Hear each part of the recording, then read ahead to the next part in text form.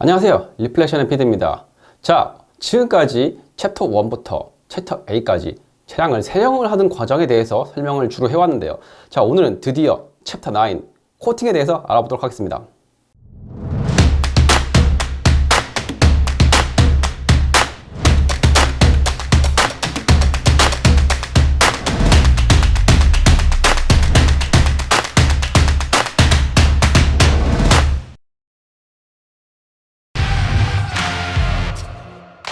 이 영상은 디테일링 토탈 솔루션 루미너스와 함께합니다.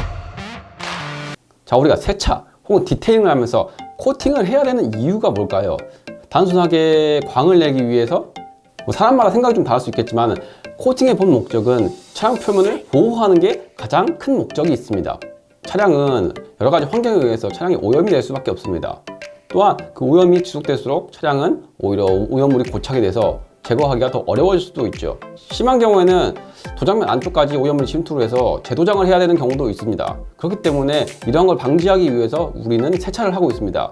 하지만 단순하게 세차만 하면 유해성 효과밖에 안 되기 때문에 우리는 차량 표면 위에 코팅막을 올려서 그런 오염물들이 이 표면에 부착이 되지 않게 방지를 해주는 거죠. 자외선에 의한 변색, 우천시 생기는 워터 스팟, 그 외에도 다양한 종류의 오염물이 차량을 손상시킵니다. 이러한 것들을 너무 방치했을 경우에는 차량 표면이 많이 손상이 되기도 하지만 상황에 따라서는 너무 오래 방치했을 경우 차량 도장면 자체가 부식이 일어날 수도 있는 문제입니다. 또한 세차를 해줌으로써 다음 세차가 정말 편해진다는 장점도 있습니다. 단순하게 코팅막만 올리는 게 아니라 도장면 위에 발수 효과 혹은 침수 효과를 줘서 오히려 물기가 잘 털어져 나갈 수 있게 해줍니다. 그로 인해서 다음 세차 때 물을 뿌리면은 물기가 쉽게 날아가는 모습이 보여집니다. 그렇기 때문에 다음 세차 때 드라잉 공정이 상당히 편해질 수밖에 없습니다. 자, 그리고 마지막으로는 광택 효과입니다. 모든 코팅제들은 광택 효과가 다 들어있습니다. 그렇기 때문에 신차 같은 컨디션을 유지한다던가 차를 좀 반짝반짝하게 관리하고 싶으신 분들은 정말 코팅이 정말 필수적인 공정입니다. 자, 오늘 영상은 외장에 관한 코팅만 설명을 할 거고 유리 같은 경우에는 지난 시간에 마사장님이 발수 코팅에 대해서 따로 얘기를 했기 때문에 유리는 제외하도록 하겠습니다. 자, 일단 우리가 가장 많이 사용되는 도장에 바르는 코팅제부터 알아보도록 하겠습니다. 도장용 코팅제는 크게 두 종류가 있습니다. 첫 번째는 카나바 왁스입니다. 자, 카나바 왁스는 브라질에 있는 야자수 나무 잎 혹은 싹에서 나오는 추출물로 만들어진 왁스입니다. 이 카나바 왁스의 특징이 뭐냐면 한번 굳으면 엄청 단단하게 굳는다는 특징이 있어요. 그렇기 때문에 이 카나바 성분 자체만으로는 왁스를 할 수 없기 때문에 이렇게 여러 가지 가공을 거쳐서 만들어진 왁스가 카나바 왁스입니다. 실질적으로 우리가 시중에서 왁스라고 불리는 것들은 전부 카나바 계열로 취급을 해야 되는 게 명칭상 맞습니다. 하지만 대한민국 시장에는 코팅제라고 하면 왁스라고 인식되는 경우가 많기 때문에 보통 왁스를 종류에 상관없이 다 코팅제로 분류를 하는 경우가 많습니다. 하지만 올바른 것은 왁스는 카나바 왁스를 설명하는 겁니다. 카나바 왁스는 도장면에 코팅을 했을 경우에 결합이 되는 게 아니라 그 위에 얹혀지는 형태로 코팅이 됩니다. 그렇기 때문에 좀 두꺼운 피막감을 형성하게 되고요. 약간 오렌지 필이 좀 돋보이는 세차 같은 효과를 낼 때 상당히 적합한 왁스입니다. 또한 한번 제대로 시공해 놓으면 워낙 단단하기 때문에 이런 오염물에 의한 방어력이 상당히 우수한 코팅제입니다. 하지만 카나바 왁스 같은 경우는 온도와 습도에 상당히 영향을 많이 받는 케미컬입니다. 이 온도와 습도에 따라서 지속력이 상당히 천차만별 차이가 나기도 합니다. 그렇기 때문에 보통 봄, 가을에 많이 쓰이는 종류의 왁스입니다. 카나바의 단점 중에 하나가 정말 빨리 굳는다는 게 단점입니다. 그렇기 때문에 여름철에 쓰면 상당히 쥐약이고요. 카나바 왁스 같은 경우에는 우리가 많이 사용하는 왁스처럼 두세 판씩 작업한다든가 차량 전체를 바른 다음에 다시 닦으면은 버핑이 안 되는 경우가 상당히 많습니다. 그렇기 때문에 한 판 내지 반판을 단위로 코팅을 해주시는 게 상당히 적절한 아이템입니다. 두 번째는 실런트입니다. 실런트는 석유 화학물로 만들어진 합성 케미컬입니다. 아까 제가 카나바 왁스를 왁스라고 설명해야 된다고 했는데 이 카나바 왁스 계열을 제외한 나머지 왁스들은 실제로 왁스가 아니라 실런트라고 불리는 게 맞습니다. 실제적으로 시장에 있는 상당수의 왁스들은 대부분 실런트 계열이라고 보시면 됩니다. 이 실런트 코팅제는 카나바와는 다르게 도장면에 결합을 하는 케미컬입니다.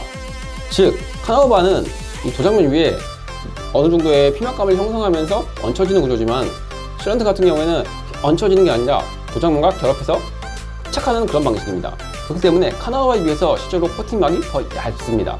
차량의 도장면을 보면은 가장 위에 클리어 커트가 있는데요. 이 클리어 커트 위에 코팅막이 올라가는 건데 이런 코팅막들이 두꺼우면 두꺼울수록 오렌지 필이라는 귤껍질 같은 형상이 상당히 두텁게 보입니다. 이게 어느 정도 적당히 많으면은 신차 같은 효과가 더 좋을 수 있지만은 이게 오히려 많으면은 도장면이 뿌얘지는 현상이 발생합니다. 그렇기 때문에 카나우박스는 피막이 두꺼워서 이런 오렌지 필을 상당히 부각시키는 효과를 준다면은 반대로 실런트 같은 경우에는 피막감이 상당히 얇게 형성이 되기 때문에 거울 같은 광을 내는 효과에 많이 적합한 케미컬입니다. 그렇기 때문에 실런트를 검은색 컬러라든가 빨간색, 파란색 같은 원색 컬러에다가 시공을 했을 경우에 상당히 거울 같은 광을 내기 좋은 그런 효과를 보여줍니다. 실런트 왁스는 카나우 왁스처럼 온도와 습도에 영향을 그렇게 많이 받지는 않습니다. 그렇다고 아예 시공성에 문제가 있다고 말할 수는 없지만 대부분 특이하게 오래 방치한 그런 케이스가 아니라면 웬만한 상황에서는 이렇게 버핑이 안 될 정도로 경화가 된다든가 그런 경우는 상당히 드문 케이스입니다. 하지만 실런트 계열 중에서도 경화력이 엄청 빠른 타입의 케미컬도 있습니다. 그게 대표적으로 유리막 코팅제인데요. 유리막 코팅제는 SiO2라는 유리에 들어가는 규소 성분이 주성분으로 이루어져 있는 코팅제입니다. 이 성분들의 특징이 상당히 빨리 굳는다는 특징이 있습니다. 그리고 한 번 굳으면 엄청 단단하게 굳습니다. 이런 유리막 코팅제들도 화학 성분으로 만들어져 있는 케미컬이기 때문에 똑같이 실런트로 분류가 됩니다. 또한 우리가 시중에서 글레이즈라는 종류의 케미컬이 있는데요. 글레이즈는 도장면에 있는 오렌지 필 혹은 스크래치 사이에 유분을 넣어서 이 층을 메꾸는 효과로 차량 표면에 광도를 끌어올릴 때 쓰는 그런 종류의 충진 효과를 가진 케미컬입니다. 자, 이렇게 왁스의 카나우바 타입과 실런트 타입에 대해서 알아봤습니다. 그리고 왁스는 세 가지 형태로 많이 만들어집니다. 자, 첫 번째로는 하드 왁스가 있는데요. 고체 왁스라고도 많이 불리는 이 코팅제는 말 그대로 고체 형태로 된 코팅제입니다. 경화력이 상당히 좋은 계열의 케미컬이기 때문에 시공에 나설 때 지속력이 상당히 우수한 계열의 케미컬입니다. 하지만 이게 경화 시간이 필요하다는 것은 시공성이 다소 좀 어렵다는 단점이 되기도 합니다. 자, 두 번째는 액상 타입입니다. 흔히 무락스라고 많이 불리는 이 타입은 말 그대로 액상으로 된 케미컬입니다. 뿌리고 닦기만 하면 되는 케미컬이기 때문에 타올만 있으면 되고요. 그리고 시공성이 아주 쉽다는 장점이 있습니다. 하지만 반대로 너무 지속력이 짧기 때문에 보통 광도를 올리는 용도라든가 마무리용으로 많이 쓰이는 케미컬입니다. 자, 세 번째로 에멀전 타입의 왁스가 있습니다. 흔히 리퀴드 타입 왁스라고도 많이 불립니다. 이 리퀴드 타입 왁스는 고체 그리고 액상 타입의 중간에 있는 걸로 약간 크림 타입의 점성이 있는 그런 케미컬입니다. 시공 방법은 고체 왁스와 사용하는 방법이 거의 차이가 없습니다. 하지만 성능적인 부분에서는 고체와 액상의 중간에 있기 때문에 고체보다는 조금 이런 지속력 부분에서 좀 떨어지는 경향이 있고 액상에 비해서는 지속력이 조금 더 좋은 경향이 있습니다. 하지만 이 에머전 타입의 특징은 바로 광택기를 이용해서도 코팅을 할 수 있다는 겁니다. 광택기에 마무리용 스펀지 패드 부착한 다음에 이런 에머전 타입의 왁스를 발라준 후에 아주 저속으로 바르면은 대부분 코팅제를 날리면서 코팅을 할 수 있기 때문에 상당히 좀 넓은 면적을 빠르게 작업할 때는 상당히 유용한 타입의 케미컬입니다. 앞서 설명드린 글레이즈 역시 이 에머전 타입에 속해 있는 케미컬입니다. 또한 고체 왁스에 비해서 이 액상이다 보니 바르면서 이렇게 데미지가 날 위험이 많이 적은 그런 도구의 케미컬 중에 하나입니다. 자, 그렇다면 이런 코팅제들을 어떻게 시공을 하느냐? 고체 왁스나 리퀴드 타입 왁스 같은 경우에는 스펀지에 묻힌 다음에 도장면에 펴발라주면 됩니다. 이때 스펀지에 절대 왁스를 많이 바를 필요가 없습니다. 고체 왁스 같은 경우에는 애플리케이터를 한두 번 비벼서 그냥 발라주시면 되고요. 리퀴드 왁스 같은 경우에도 100원짜리 한 두세 번 정도 짜 발라준 다음에 이렇게 발라주면 됩니다. 바르는 방법은 어떻게 바르는 상관없습니다. 도장면 전체적으로 덮이기만 하면 됩니다. 하지만 빠짐없이 하려면 개인적으로는 일직선으로 바르는 것보다는 동그랗게 바르면서 약간씩 중첩되게 바르는 게 좋습니다. 또한 모서리 같은 경우에는 너무 꼼꼼하게 발라놓으면 이 틈새 왁스 찌꺼기가 남는 경우가 있기 때문에 그런 거를 좀 주의하시면서 작업을 하시면 좋습니다. 모서리 부분을 가장 먼저 일직선으로 받아준 다음에 나머지 부분을 메꿔주는 그런 형식으로 작업하시면 좋고, 이거는 반대로 닦아낼 때도 같은 방법으로 활용하시면 좋습니다. 제품마다 권장 경화 시간이 다르기 때문에 이 경화 시간 타이밍은 제품 매뉴얼을 참고를 해주시고, 보통은 차량 도장면 한 판 단위, 큰 판넬 같은 경우에는 반판 단위로 하라고 하는 경우가 많습니다. 그렇기 때문에 그 판 단위에 맞춰 가지고 작업을 하시면 좋고, 후드같이 큰 판넬 같은 경우에는 한 번에 다 바르려고 하면은 조금 작업이 좀 어렵기 때문에 후드를 이미 판넬을 분할을 해가지고 그 분할한 판넬만큼만 작업을 하시면서 나눠서 하시는 게 좋습니다. 예를 들면은 저 같은 경우에는 후드를 정확히 절반을 가르고요, 반을 나눈 후드를 또 4등분을 합니다. 그리고 좌우의 각진 부분을 별도로 두다 보면은 그러면 약 10개 파의 판넬로 나눠서 작업을 할 수 있게 됩니다. 이렇게 반판 혹은 한 판 단위로 경화 시간에 맞춰가지고 다시 닦아주시면 되는데요. 닦는 거는 아무 타월이나 쓰시는 게 아니라 디테일링용으로 쓰이는 버핑 타월 혹은 이 버핑용으로 가능한 다용도 타월을 사용하시면 됩니다. 자, 버핑 타월을 2번 접으셔가지고 손바닥에 딱 대고 타월의 끝부분을 이 엄지손가락으로 살짝 쥐어준 다음에 원형의 형태로 닦아주시면 됩니다. 만약에 이 과정에서 왁스를 제대로 안 닦아주시면은 나중에 왁스가 다 마른 뒤에 안 닦인 부분만 하얗게 떠오르기 때문에 이때 꼼꼼하게 닦아주시는 게 중요하고요. 아까 말씀드린 대로 좀 모서리 부분 같은 경우에는 좀 놓치기가 쉽기 때문에 모서리 부분을 먼저 신경 써서 닦아주신 다음에 안쪽을 메꿔가면서 닦아주시는 게 좋습니다. 제품에 따라 차이가 있지만은 유분이 너무 많은 케미컬 같은 경우에는 한 번에 안 닦이는 경우도 많습니다. 그런 경우에는 왁스를 일단은 1차적으로 닦아준 다음에 그런 잔사의 잔여물들을 뒤집어서 깨끗한 면으로 다시 한번 닦아주는 식으로 시공을 하시면 됩니다. 자, 액상형 코팅제 같은 경우에는 뭐 큰 차이는 없습니다. 단지 어플리케이터를 안 쓴다는 차이밖에 없습니다. 액상형 코팅제 같은 경우에는 스프레이 타입으로 나오기 때문에 도장면에 뿌려주거나 혹은 타월에 적셔서 사용하는 방법을 씁니다. 이때 절대 많이 뿌리실 필요 없이 가볍게 한두 번 정도 뿌리시면 되고 한 군데 집중적으로 쭉 쏘지 마시고 넓게 분사될 수 있게 분사를 해주시는 게 훨씬 더 작업성에 효율적입니다. 도장면에 분사를 하든 타월을 적셔서 하든 일단 그렇게 도장면에 1차적으로 발라주시고요. 대부분 액상 타입의 코팅제는 이렇게 발라주는 과정에서 대부분 같이 닦입니다. 하지만 타입에 따라서는 이렇게 잔사가 많이 남는 경우가 있는데 이런 경우에는 거체 왁스와 똑같은 방식으로 1차적으로 펴발라준 다음에 뒤집어서 깨끗한 면으로 닦아주면 됩니다. 코팅제를 너무 많이 쓰면은 타월이 젖어서 계속 잔사가 많이 났기 때문에 가급적이면은 코팅제를 많이 쓰지 마시고 넓게 분사해서 펴발라주는 느낌으로 작업을 하시고, 그리고 만약에 여기에 의도치 않게 너무 잔사가 많이 남을 정도로 타월이 젖었으면 타월을 빨리 교체를 하시는 걸 추천드립니다. 자, 마지막으로 유리막 코팅제 같은 경우에는 앞서 설명한 대로 좀 초보자들이 쓰기는 좀 어려운 종류의 케미컬입니다. 그렇기 때문에 자세하게 설명하지는 않고 차후에 폴리싱 가이드 영상에서 따로 설명할 거니까 이번에는 상당히 간략하게만 설명하도록 하겠습니다. 일반적으로 유리막 코팅제 역시 뭐 액상 타입으로 나온 케미컬들도 있습니다. 시중에 보통 SiO2 계열이 12%까지 들어간 케미컬도 있고요. 그 경우에는 액상 왁스랑 똑같이 쓰시면 됩니다. 뿌리고 닦아주기만 하면 됩니다. 하지만 SiO2가 들어간 케미컬들은 바르고 나서 제대로 안 닦아주면 나중에 자국이 잘 안 지워지기 때문에 꼼꼼하게 닦아주시는 게 좋고요. 그렇기 때문에 조명을 이용해서 잔사 없이 깨끗하게 닦아주는 것이 매우 중요합니다. 그리고 우리가 많이 알고 있는 전문가용 유리막 코팅제 같은 경우에는 경화력이 엄청 빠르고 그리고 빈틈없이 메꾸는 게 상당히 중요하기 때문에 보통은 스펀지 블럭에 스웨이드를 덧댄 다음에 유리막 코팅제를 스웨이드 위에 도포를 해줍니다. 그 상태로 스웨이드로 도장면에 일정하게 발라주는 겁니다. 보통 유리막 코팅제는 뭐 고체 왁스나 에머전 타입의 코팅제와는 다르게 뭐 동그랗게 바르거나 그러진 않고 십자 형태로 많이 바릅니다. 십자 형태라는 것은 보통 체크 형태로 메꿔가는 것을 의미합니다. 유리막 코팅제 같은 경우에는 빈틈 없이 메꾸는 게 중요하기 때문에 이런 빈틈이 없게 하기 위해서 십자로 꼼꼼하게 메꿔주는 작업법이 상당히 많이 쓰이는 방법입니다. 뭐 그렇다고 해서 원형으로 바른다든가 뭐 그런 게 안 되는 건 아닙니다. 어떻게 작업을 하든지 간에 빈틈 없이 작업하는 게 매우 중요한 공정입니다.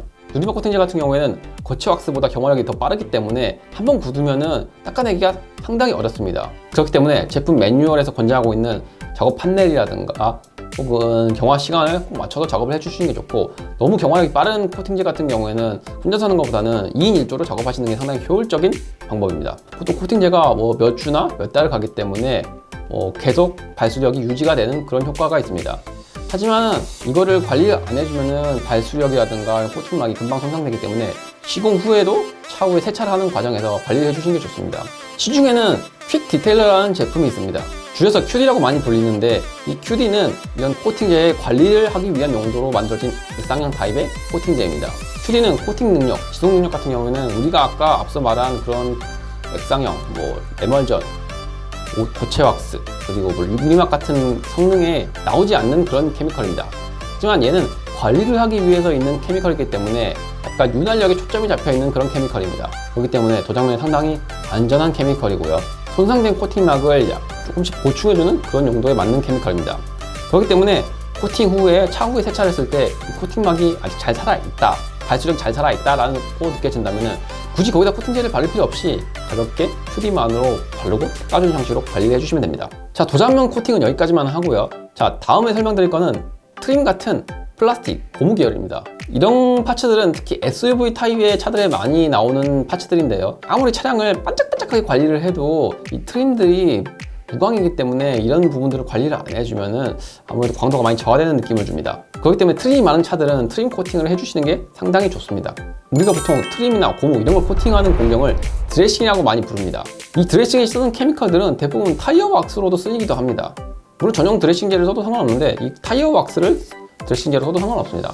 드레싱 같은 경우에는 앞서 작업했던 그런 우리 도장용 왁스랑은 시공법 조금 차이가 있습니다. 이런 케미컬들은 유성 아니면 수성 타입으로 나오는데 유성 같은 경우에는 좀 반짝반짝거리는 효과가 있고요. 수성 같은 경우에는 새것 같은 매트한 효과를 주는 그런 효과가 있습니다. 자세한 것은 휠 타이어 디테일링 편에서 타이어 코팅제에 대한 이야기를 참고하시면 좋을 것 같습니다. 작업할 부위에 작업할 트림이나 고무에 물기를 완벽하게 제거하신 다음에 코팅제를 어플리케이터를 이용해 가지고 펴발라주면 됩니다. 일방적으로는 이렇게 펴발라주고 굳이 닦을 필요는 없습니다. 하지만 내가 너무 반짝반짝거리는 걸 별로 좋아하지 않고 약간 매트한 걸 원하신다면은 코팅제를 발라주시고 뭐 몇 분 정도 시간을 두신 다음에 타월로 가볍게 닦아주시면 하면은 약간 매트한 광을 보실 수 있습니다. 이런 드레싱제들은 상당히 물에 취약하기 때문에 시공한 지 얼마 안 된 시점에서 물을 맞아버리면은 코팅제들이 금방 날아가는 그런 경향이 있습니다. 그렇기 때문에 본세차 끝난 뒤에는 조금 더 우선순위로 코팅을 해주시는 게 좋고요. 작업을 하시면서 트림이나 고무가 조금 변색이 된 느낌이 있을 때는 이런 드레싱제를 해주면 상당히 새 것 같은 효과를 줄 수 있기 때문에 상당히 좋은 아이템이라고 할 수 있습니다. 자, 그리고 세 번째는 크롬입니다.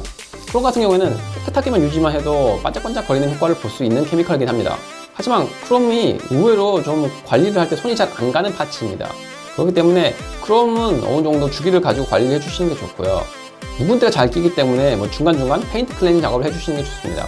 크롬은 뭐 솔직히 그냥 도장에 쓰는 왁스를 바르셔도 상관없는데 시중에 크롬 타입의 코팅제가 있습니다. 이런 제품들은 상당히 크롬을 반짝반짝거리게 하는데 상당히 특화가 되어 있고요. 그리고 발수 효과도 상당히 우수하기 때문에 크롬을 한번 코팅을 해놓으면은 차후에 크롬 관리에서 상당히 용이하기 때문에 크롬을 별도의 코팅제를 쓰시는 것도 나름 좋은 방법입니다. 대부분의 크롬 코팅제 같은 경우에는 액상 형태로 나오는 경우가 많기 때문에 크롬 코팅제 역시 다른 코팅제들과 마찬가지로 그냥 뿌리고 닦아주는 형식으로 작업하시면 됩니다.